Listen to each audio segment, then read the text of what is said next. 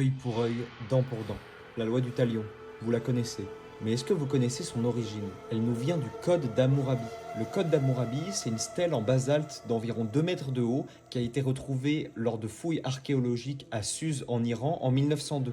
Cette stèle constitue plus ou moins un code civil et pénal de la société babylonienne à l'époque de son roi, Hammurabi, moins 1750 ans avant Jésus-Christ. La stèle comporte des éléments de droit civil et de droit pénal, qui doivent légiférer sur les actes de vol, de diffamation ou d'adultère par exemple. Les lois et peines, elles sont relatives aux statuts sociaux de l'époque. On note une différence entre les awilum, les notables, les mushkenum, hommes libres communs, et les wardum, les esclaves. Cette stèle en basalte, elle comporte environ 3600 lignes de texte en écriture acadienne cunéiforme, formant environ 52 colonnes. Le texte est composé d'un prologue, vantant les mérites et les accomplissements du roi, d'un corpus juridique et d'un épilogue, mettant en garde les contrevenants au code. Comme l'évoque la partie supérieure de la stèle, Hammurabi y tiendrait ce code du dieu de la justice et du soleil, Shamash. Il est donc d'une nature divine, ce qui accentue sa légitimité.